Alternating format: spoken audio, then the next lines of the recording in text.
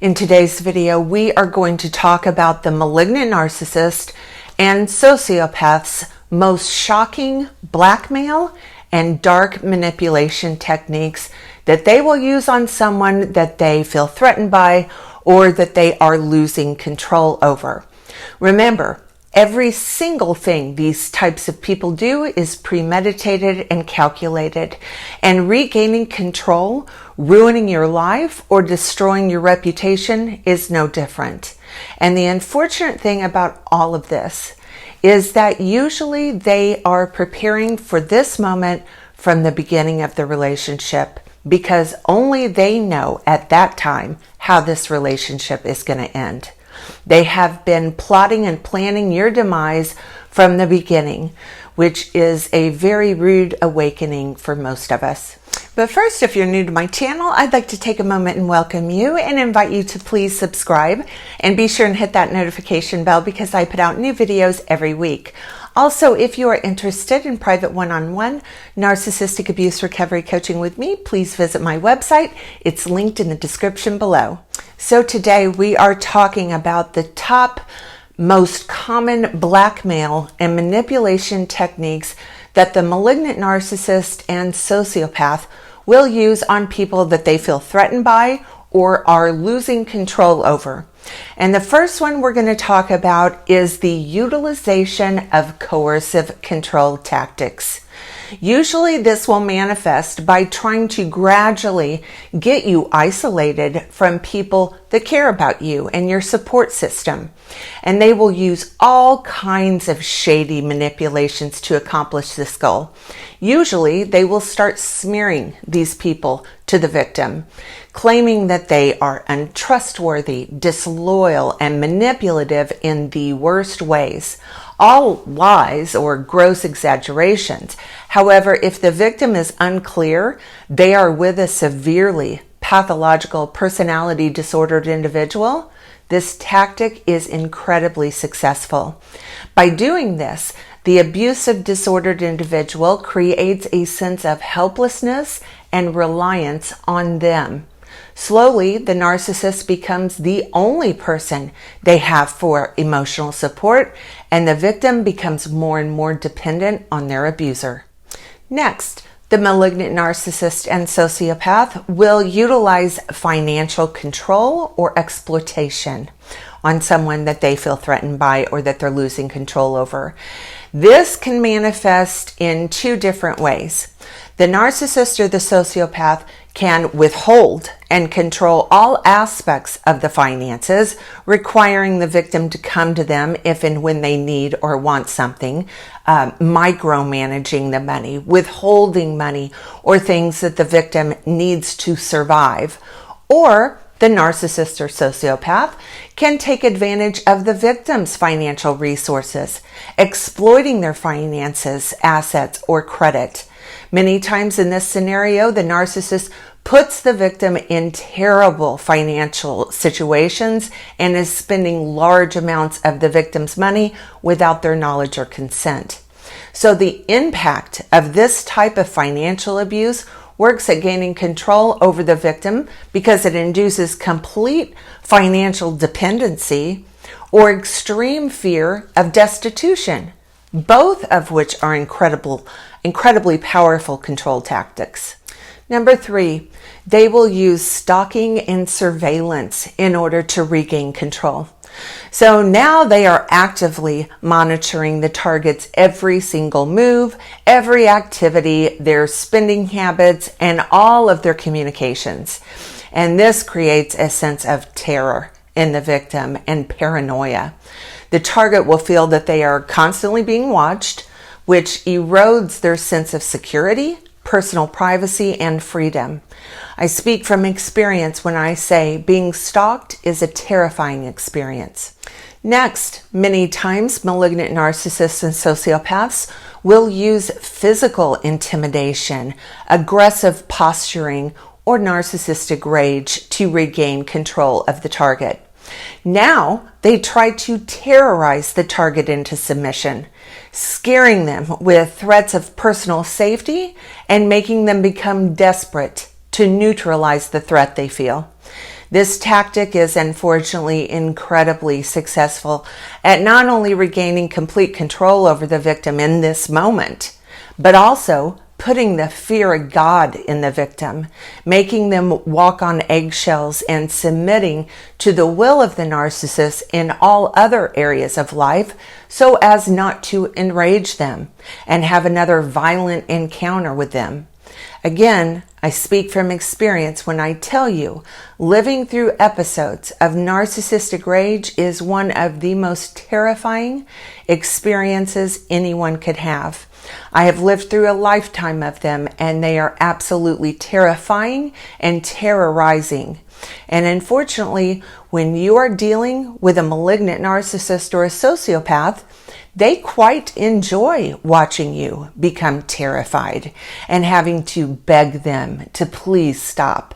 They love having that type of control over another person. Next, another favorite abuse and manipulation tactic that these people enjoy using on their target is threats of blackmailing them with revealing sensitive information about the target. So now they are threatening they will expose or exploit personal secrets, vulnerabilities, or embarrassing information if the victim does not bend to their will and control. This is successful because it creates extreme fear in the victim of being publicly humiliated or ruining their reputation. Remember, malignant narcissists and sociopaths do not care about how they gain control over the target or neutralize feeling vulnerable. All they care about is establishing and maintaining complete and total control. They could care less what tactics they use to regain control. That is of zero concern to them. So even though they know they are blackmailing the target into submission and that the target doesn't actually want to be with them, that doesn't matter to the sociopath in the least. Number 6, another control tactic they use on their target is cruelty to animals or their children. So now the personality disordered abuser is harming or threatening to harm the target's pets, children, or loved ones. And as horrible and disgusting as that is, with the very high spectrum narcissists and sociopaths, they will absolutely leverage the safety and well-being of your pets or children in order to feel powerful and regain control. Of course, this is incredibly successful because it induces extreme fear and terror in the target, many times much more so than if only their personal safety was at risk. My ex-husband loved to try and terrify me by claiming he would put my son's safety in danger or contacting me and telling me he actually was in danger or had been hurt or harmed when he was with him for visitation. I will never forget when my son was around 2 years old. He was with his father for his weekend visitation, and my ex called me screaming, stating that our son had fallen off of a horse and had broken his back. And then he hung up on me and wouldn't answer his phone as I frantically called him back. I immediately called 911 for help, and I proceeded to drive like a maniac to every emergency room in our city, hysterically crying, nearly to the point of hyperventilating, and trying desperately to find my child. I was having thoughts that he may be paralyzed or in a wheelchair the rest of his life. I was absolutely terrified. The police and my mother finally found him at about 4 hours after he had originally called me, and my son was with him and was doing fine. The policeman took my son from him and demanded to know what in God's name he had called me and said that, and he proceeded to tell the officer and my mother how stupid I was that I fell for that. He said that was her April Fool's joke. The date was April 1st. So when I tell you these people enjoy making their targets suffer and that they are demonic, I mean it. And I could tell you equally horrifying stories like this one that he did to me for years. This is only one of many. A favorite tactic that malignant narcissists and sociopaths enjoy using in order to gain control over a target is religious and spiritual exploitation. So in these types of situations, the sociopath will manipulate and exploit scripture or religious doctrine to fit the lies they want the target to believe. So they will hand select specific scriptures, take them completely out of context, and use it as proof as to why they are right and we are wrong. And if your faith or spirituality is important to you and you are vulnerable, this type of coercion and gaslighting is extremely successful at getting you to cave to their will and demands, even taking accountability for the abuse they are subjecting you to. My ex-husband and his parents used to try and get me to believe that if I did not forgive my ex-husband for his constant abuse, financial exploitation, and pathological lying, that I was defying a biblical obligation that I was required to submit to, otherwise I would go to hell. They actually tried to convince me of this for quite a long time. And you know what I finally told them? Then I'll go to hell, because I'm getting a divorce. Next, another control tactic these people are known to use is forced participation in substance use with the goal of getting you addicted. So now, if they can get you to engage in substance use and abuse, not only do they have golden blackmail to continue to manipulate you with, but if they can get you to become dependent on that drug, and they are the only one you know who is supplying you with that drug, I don't know of many things more successful than a literal drug addiction to keep control over someone and keep them enslaved to them indefinitely. I have seen this tactic used on victims time and time again, and unfortunately, I do believe my ex-husband attempted this with our son during the extreme alienation. Like I keep saying, guys, nothing is off limits to these people in order to win or maintain control over someone, and that includes supplying their own children with addictive drugs and getting them completely addicted. Another terrifying tactic these people will use to maintain control is coerce and influence their victim to participate in criminal activities. This is a premeditated and calculated plan that they will use against you if you ever step out of line or stop doing exactly what they want. Meaning they will threaten to expose you to the community and even the authorities. This is a powerful and extremely successful blackmailing technique that I have also heard about with many of my clients. And I do indeed believe my ex did this to our son during our last custody trial as part of his strategy to keep my son alienated and from having a relationship with me. I do believe he was blackmailing my child with something of this nature, and unfortunately, still wonder if to some degree he still is.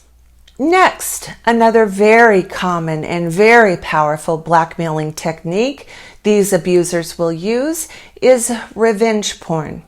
So now, if you have sent them intimate pictures, they will maintain control over you with threats of publicly exposing these images.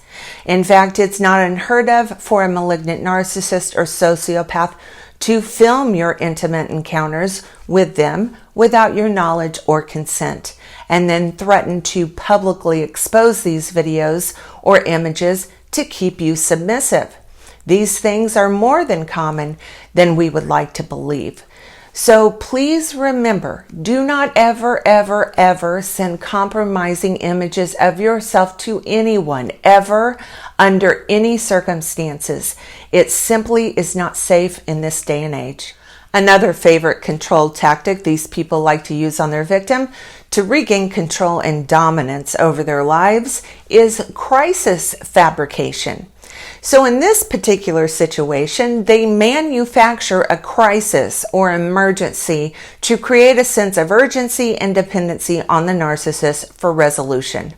And this, of course, is used to create a sense of emotional vulnerability and self-doubt in the victim that they couldn't handle these types of matters independent of the narcissist or sociopath. Highly successful tactic, unfortunately, and very, very common for these people to use on their target. Number 12, extreme humiliation rituals. Look no further than the recent lawsuits filed against Sean P. Diddy Combs for evidence of these types of rituals being video recorded and then used against the victim as blackmail to keep them enslaved to the sociopath, forcing the victim to engage in public or private acts that cause extreme embarrassment, humiliation, or shame. Don't think these people will not force or manipulate someone to do something so disgusting and demoralizing, then blackmail them with it for years on end. Next, these people are known for subjecting their targets to psychological torture techniques to regain control. So things like extreme sleep deprivation, holding them in a hostage-like situation and refusing to let them leave, refusing to give them food or water. Things you hear about that prisoners of war are tortured with can happen in these relationships in severe cases. And finally, many times these severely disordered people will weaponize the legal system against a target they feel threatened by with ridiculous claims and accusations that are designed to humiliate the target, ruin their reputation, and even bankrupt them financially trying to defend themselves against a blatant smear campaign. In closing, if you or someone you know is going through anything remotely close to what I have described in this video, I encourage you to reach out for help. Contact your local domestic violence shelter or advocate, reach out to law enforcement, or tell someone that you trust what you are going through. Okay, that's going to do it for today's video. If you like this video, please give it a thumbs up and please subscribe to my channel. Also, follow me on my other social media platforms. The links are in the description below. Thanks for watching, everyone.